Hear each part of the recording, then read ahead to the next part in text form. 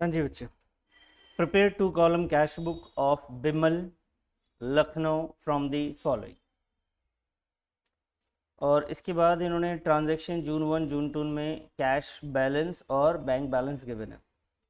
देखो, इसको स्टार्ट जब करोगे ना तो ध्यान रखना फॉर्मेट तो यही बनेगा। और अगर आप थोड़ा और अच्छे से लिखना चाहें तो आप लिखेंगे इन द बुक्स ऑफ, किसका नाम था, कौन था ये, इन द बुक्स ऑफ कौन है, पार्टी का नाम देखो बेटा, बिमल। तो आप यहाँ लिखोगे Bimal, in the books of Bimal, ऐसे करके स्टार्ट करोगे।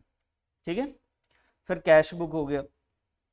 अब कैश बुक में हमें पता है कि भाई जब भी प्लस होगा, जब भी पैसा आएगा हम डेबिट साइड लिखेंगे, और जब भी हमारे पास से कुछ जाएगा तो हम किधर लिखेंगे, क्रेडिट साइड। अब पहली लाइन इसमें लिखी हुई कैश बैलेंस और बैंक बैलेंस। कैश बैलेंस और बैंक बैलेंस का मतलब है पहले से ही हमारे पास कैश है और बैंक में पैसे हैं।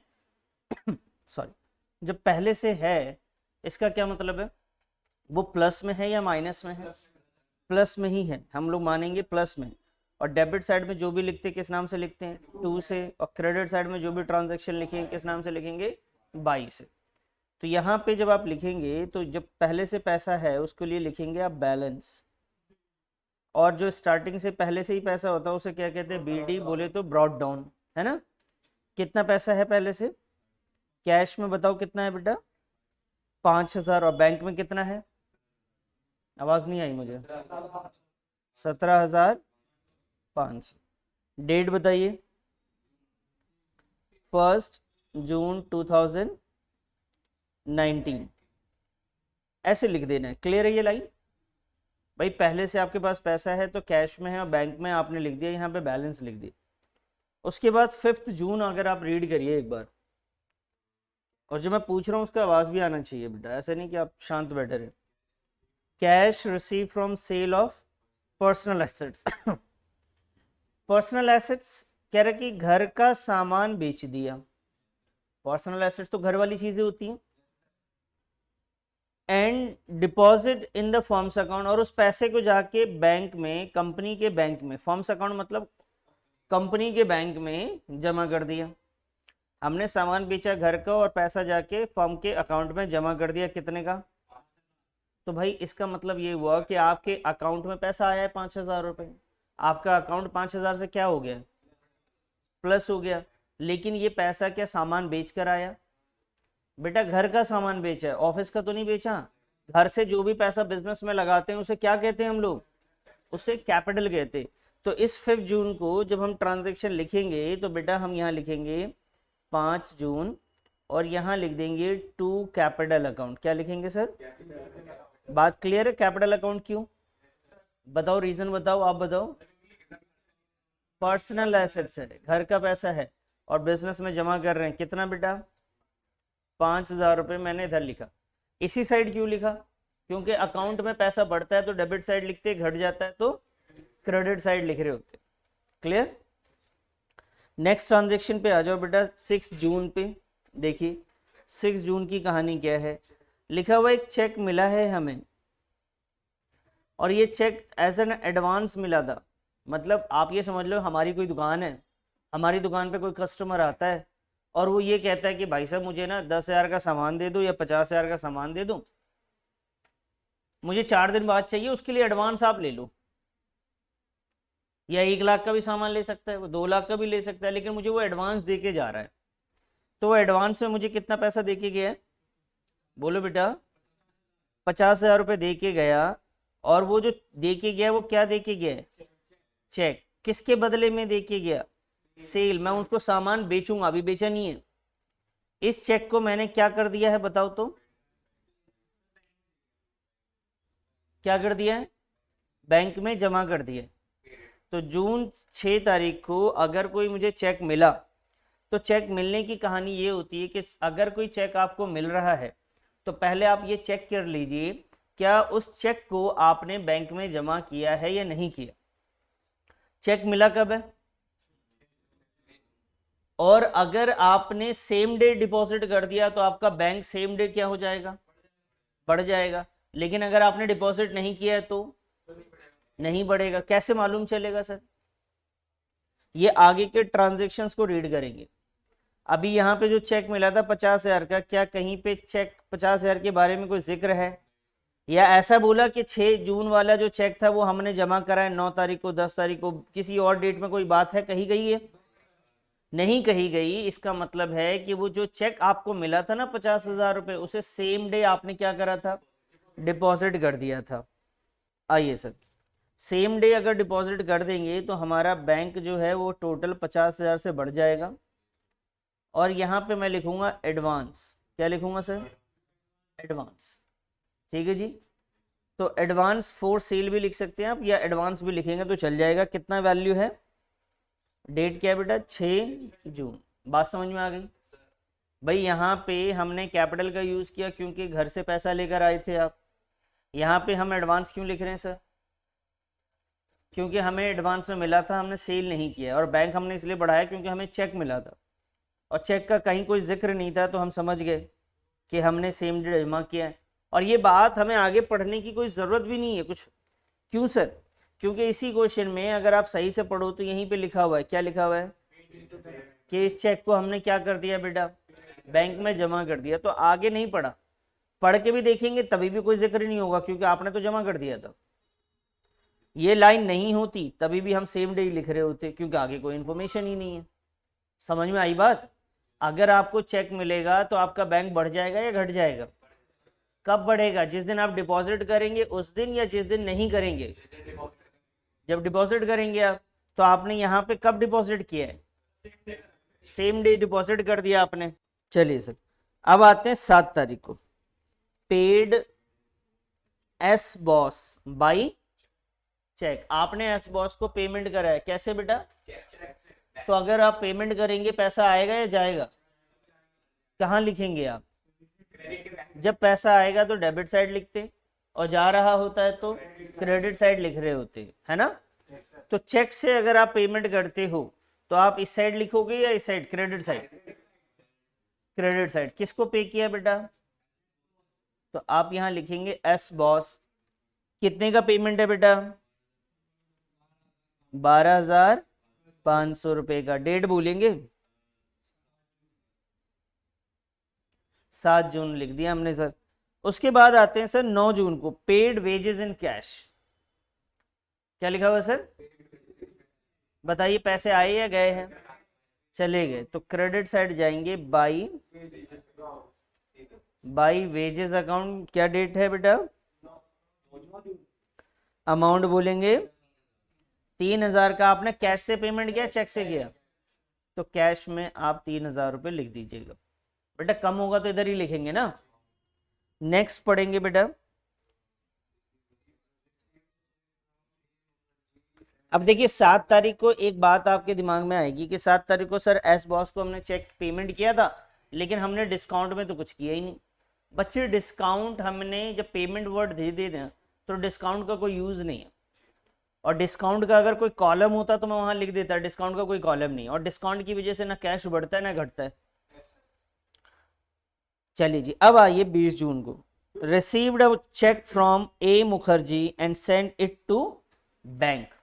कह रहे हैं कि ए मुखर्जी से आपको चेक मिला है और उस चेक को जाके आपने बैंक में जमा कर दिया। आपको चेक मिला और उसको जाके कहां जमा कर दिया? कहां लिखूं जी सर? डेबिट साइड में। यहां पे क्या लिखें सर? लिखेंगे बेटा ए मुखर्जी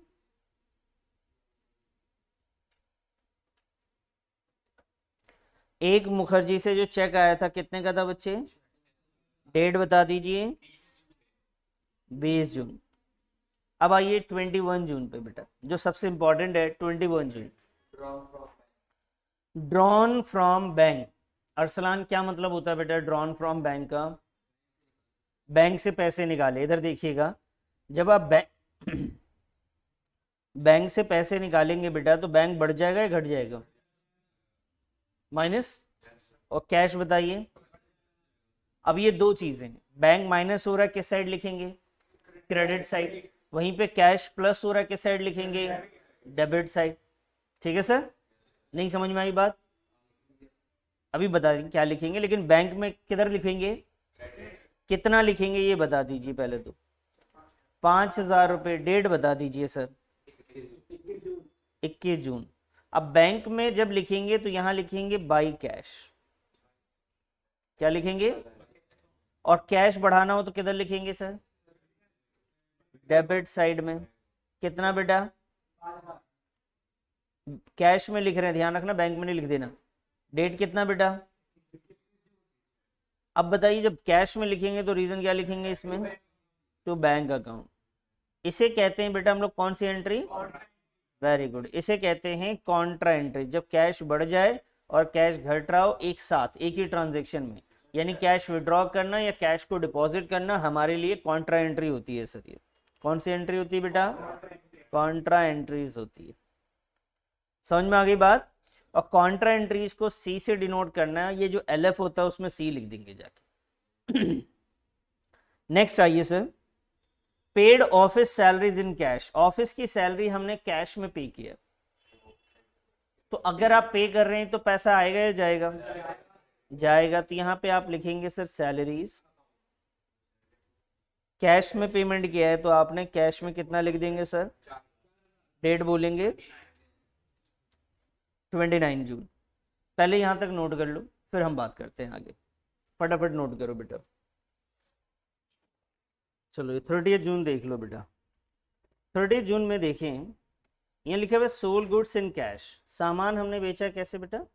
कैश में। डिपॉजिटेड इनटू बैंक, वहां पे लाइन मिसिंग है, उसको आप लिख लीजिएगा कि जो सामान हमने बेचा है उसको बैंक में जमा कर दिए। बेटा आपने समझा नहीं है, मैंने बोला इसमें लिख लो। जो हमने सेल किया था उसे हमने क्या किया बेटा?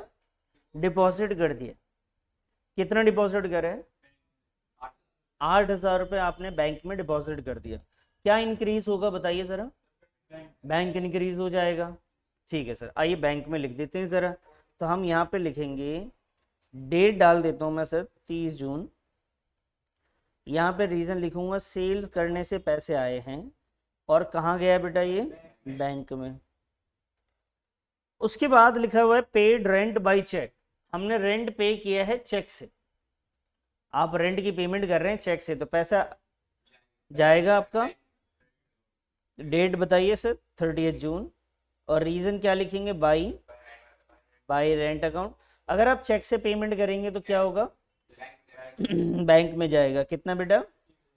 1,000 रुपये। चलो जी, ये कंप्लीट हो गया। कोई डाउट है कहीं पे? तो अब देखिए बैलेंस करना सीखिए आप अच्छे से। आप क्या करेंगे यहाँ पे? कैश का दोनों साइड टोटल करेंगे पहले, जैसे लेजर में करते थे। 5,000 और 5,000 मिला के टोटल कितने हो गए सर? और इधर का करिए 3,000 4,000, कितने हुए सर? कितने हो गए? जो ज्यादा है, जैसे ये 10,000 ज्यादा है, तो ये 10,000 को हमने यहाँ पे लिखा। 10,000 में से 7,000 गए, कितने बच गए? कितने बच गए?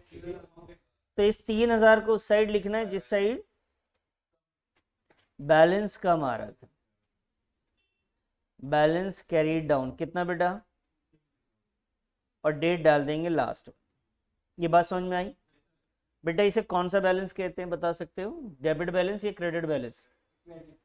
Debit balance. जो ज्यादा होता है ना, जो साइड ज्यादा होता है, जैसे 10,000 में 7,000 के बचा कितना?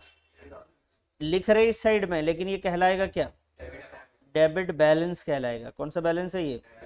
Debit balance. याद रखेंगे, ये डेबिट बैलेंस है।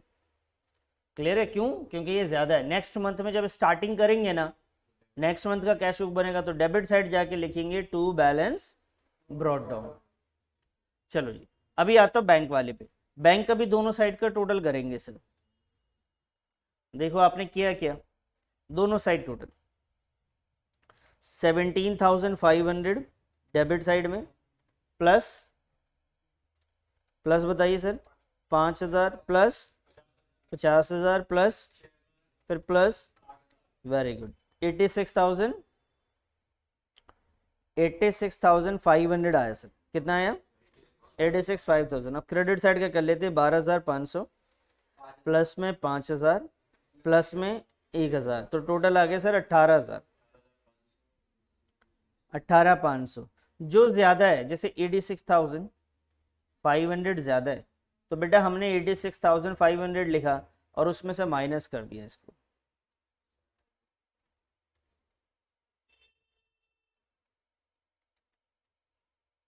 तो आंसर आया ये 68,000। कितना आएगा बेटा? 68,000। तो मैंने यहाँ पे 68,000 को बैलेंस में लिख दिया जिस साइड कम आ रहा था। समझ में आ गई बात? तो ये 68,000 डेबिट बैलेंस है या क्रेडिट बैलेंस है? Debit balance. क्यों सर? डेबिट साइड ज़्यादा है, ज़्यादा में से कम माइनस करेंगे तो ज़्यादा वाली वैल्यू बचती है, तो ये डेबिट बैलेंस कहलाता है। क्लियर हो गया इतना? नोट करिए इसको और कोई सवाल है तो पूछ लें।